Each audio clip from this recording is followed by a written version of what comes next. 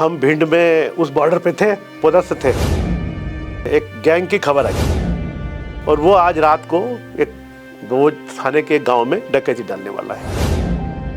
हमारे थाने में एक 13-14 साल का एक बाल सन्यासी कह सकते हैं अपन उसको, वो रहता था। वो मेरे लिए इम्पोर्टेंट एनकाउंटर था। अंकल भी बोलता था, कभी बेटा भी बोलते थे। देखते रहे ध्यान से और आंखें बड़ी सी ऊपर उठा के देखा और मुझसे कहा कि आज तोरे काजे 4 मरेंगे। मरे उस मिशन में 4। स्पर्श मल्टी स्पेशलिटी हॉस्पिटल बेहतरीन कार्डियोलॉजी की सुविधा एक्सपर्ट डॉक्टर के साथ ही दे रहा है एम्बुलेंस के लिए टोल फ्री नंबर की सुविधा 08003091616। स्पर्श मल्टी स्पेशलिटी हॉस्पिटल, एक एहसास अपनेपन का।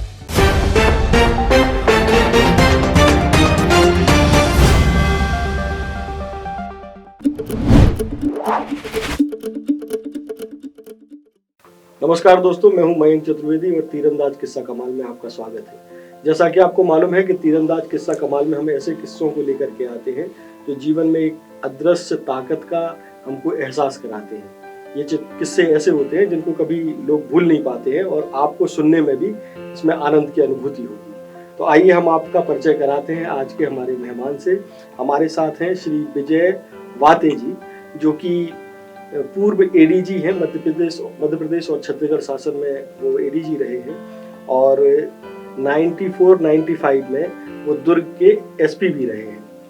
1975 में डीएसपी से अपना करियर शुरू करने वाले वाते साहब जो है आज 39 साल का करियर पुलिस को दे चुके हैं। और सबसे बड़ी चीज ये है कि वाते साहब एक पुलिस अफसर होने के अलावा एक साहित्य से जुड़े हुए व्यक्ति भी हैं। साहित्य और संस्कृति में उनकी एक गहरी बैठ है और वो एक अच्छे गजलकार भी हैं। इन दिनों आज की तारीख में जो भिलाई में सांस्कृतिक आयोजन हो रहा है, उसी सांस्कृतिक कार्यक्रम में वाते साहब आए हैं। वहाँ एक कार्यक्रम है जिसका नाम है मैं लोई, जो कि कबीर जी की पत्नी है। तो कबीर गाथा जो एक मैं लोई के नाम से इस कार्यक्रम आज जो होने वाला है, उसकी सारी स्क्रिप्ट वाते साहब ने ही लिखी है। वो एक अच्छे स्क्रिप्ट राइटर भी हैं। तो उम्मीद करते हैं कि उनके जीवन का एक ऐसा किस्सा वो हमको बताएंगे जो आपको निश्चित तौर पर आश्चर्य में डालेगा। तो हम सीधे मुखातिब होते हैं वाते साहब से। वाते साहब का आपका स्वागत है और तीरंदाज में आप क्या किस्सा सुनाने वाले हैं उससे आप शुरू करिए। बहुत बहुत धन्यवाद आपका। किस्सा तो मैं सुनाऊंगा, लेकिन थोड़ा सा किस्से के पहले मैं इस किस्से की पृष्ठभूमि पे भी जाना चाहता हूँ। देखिए, क्या मनुष्य तो स्वभाव से, और खासकर जो चीज़ें उसे पता नहीं होती हैं, उसके ज्ञान में नहीं होती हैं, संभावित है, उसको लेके उत्सुक तो रहता ही है। कोई भी हो, चाहे पुलिस वाला हो, चाहे अपराधी हो, चाहे समाज के और लोग हों, एक मानवीय स्वभाव है। मैं ये किस्सा उस वक्त का बता रहा हूँ जब मैं एसडीओ पुलिस था। लाहौर सब डिवीज़न है, उरई की बॉर्डर, उरई जिला है, जालौन जिले का उरई। अच्छा, उस समय क्या हुआ था कि ये विश्वनाथ प्रताप सिंह जी के भाई का डाकुओं ने अपहरण कर लिया था। फिर तो विश्वनाथ प्रताप सिंह जी सीएम थे तब उत्तर प्रदेश के, और उनका बहुत दबाव था पुलिस पर, यूपी की। नेचुरल था। तो यूपी पुलिस और एमपी पुलिस के बीच में कंपटीशन भी होता था कि कौन ज़्यादा बेहतर रिजल्ट दे रहा है, और मीटिंग्स वगैरह होती थी। तो एक शाम अगले दिन सुबह मीटिंग होनी थी यूपी पुलिस के, एमपी पुलिस के, और हम भिंड में उस बॉर्डर पे थे, पदस्थ थे। तो हर कोई कोशिश करता है कि ऐसे अवसरों पर उसकी सफलता की कहानी खुली जाए, खुले लोगों को उसके ज़्यादा बेहतर उसके लाभ मिलते हैं, शाबाशी मिलती है, और एक प्रोफेशनल का व्यावसायिक सुख मिलता है। तो ये मुझे याद है कि दमोह में एक गैंग की खबर आई, छोटा सा गैंग था, 4 लोगों का गैंग था। उस 4 लोगों के गैंग, बालकृष्ण खंगार नाम था उसका। खंगार एक पर्टिकुलर जाति है वहाँ, जो मलखान भी उसी जाति के थे। तो इस तरीके से ये आई कि वो गैंग है 4 का, और वो आज रात को एक भोज थाने के गांव में डकैती डालने वाला है। ये खबर आई हमारे पास, समझ लीजिए रात को 8 बजे के आसपास। वहाँ पहुँचने में 2-1 घंटे लगना थे, क्योंकि पूरा बेहड़ का इलाका है, गाड़ियाँ जा नहीं सकती, और वैसे भी और आप गाड़ी ले जाकर एम्बुश लगाएंगे तो डाकुओं को पता ही चल जाएगा कि पुलिस की एम्बुश कहाँ लगी है या बदमाशों को। तो हम लोग पैदल चलते हुए गए और 10 बजे के आसपास हम पहुंच गए ऐसी जगह। एक ऐसी पहाड़ी हमने चुनी जो दोनों तरफ से पहाड़ियाँ थे, बीच में से रास्ता था जहाँ से गैंग को निकलना था। एक तरफ पहाड़ी और दूसरी तरफ की पहाड़ी पे हमने एल टाइप का एक एम्बुश लगाया। अच्छा, चलने के पहले वहाँ पे एक हमारे थाने में एक 13-14 साल का एक बाल सन्यासी कह सकते हैं अपन उसको, वो रहता था। हमको बहुत सीरियसली नहीं लेते थे, कम से कम मैं तो नहीं लेता था। मेरे यहाँ तो जैसे मेरे बच्चों के साथ वो खेलते भी थे, भजन भी सुनाते थे, तो हमारा हारमोनियम लेके भजन भी सुनाते थे। और हमने उनको फिर अल्टीमेटली वो ले गए कि बाबा ले जाओ, बाबा बाबा बोलते थे, लेकिन थे वो बाल। और बहुत किस्से थे उनके, और हमारे सिपाही और हवलदार और ये सारे बहुत श्रद्धा करते थे उनसे कि बाबा आज क्या होगा, और आज हम जा रहे हैं तो डाकू मिलेंगे कि नहीं मिलेंगे, बदमाश मिलेंगे कि नहीं। कभी वो मूड में होते तो बोलते हाँ आज जाओ, आज फ़ायदा हो जाएगा तुमको, शिकार कर लाओ। वो कभी कहते थे कि नहीं कोई फ़ायदा नहीं, तुम्हारे काजे कुछ नहीं होना। मैं ज़्यादा मानता नहीं था, लेकिन उस दिन चूंकि अगले दिन वो मीटिंग थी और वो मेरे लिए इम्पोर्टेंट एनकाउंटर था, अगर हो जाता तो मेरी व्यक्तिगत वाहवाही भी हो सकती थी। तो मैं चलते चलते मैंने उनको बहुत गंभीरता से नहीं, लेकिन फिर भी पूछ लिया। मैं कहा पप्पू बाबा कहाँ हो रहा है, मिलेंगे कछू? तो वो थोड़ी देर देखते रहे ध्यान से और आंखें बड़ी सी ऊपर उठा के देखा और मुझसे कहा कि आज तोरे काजे 4 मरेंगे। मतलब तोरे काजे मतलब तेरे कारण से 4 मरेंगे। हम कहा 4 ही है, गैंग ही 4 का है। हमने भी कहा कि गैंग ही 4 का है। ठीक है बाबा, जा रहे हैं हम, जा बेटा। अंकल भी बोलते था, कभी बेटा भी बोलते थे, मूड जैसा हो। हम गए, हम वहाँ जाके एल टाइप का एम्बुश लगाया और ये तो पक्का था डकैती करने आना ही था उसको, गैंग को। रात को 12:30-1 के आसपास दूर से बजाते हुए अपनी आवाज़ चलाते हुए जब निकल के आगे आते हुए लगती है तो आप समझ जाते हो कि इसके नीचे कोई इंसान चल रहा है। तो हमें समझ में आ गया कि गैंग आ रहा है, इधर से पास होने वाला है। मेरे इंस्ट्रक्शन ये थे कि मेरे उस एल में जैसे ही आता है, सामने वाली साइड फायर नहीं करेगी, लेकिन जैसे ही चारों लोग आ जाते हैं इस शिकंजे में, मैं आदेश दूंगा और गैंग का जो आखिरी आदमी है वो फायर करेगा। लास्ट मतलब हमारा गैंग का नहीं, एम्बुश का, पुलिस का, ताकि अगर पलट के दौड़े तो हमारा पुलिस का फायर उसको मिलता रहे लगातार। आखिरी आदमी जा रहे थे, आखिरी आदमी फायर करेगा। और पहला आदमी जब पहले आदमी के मतलब पहला डाकू जब पहले आदमी के पास होगा तब मैं आदेश दूंगा।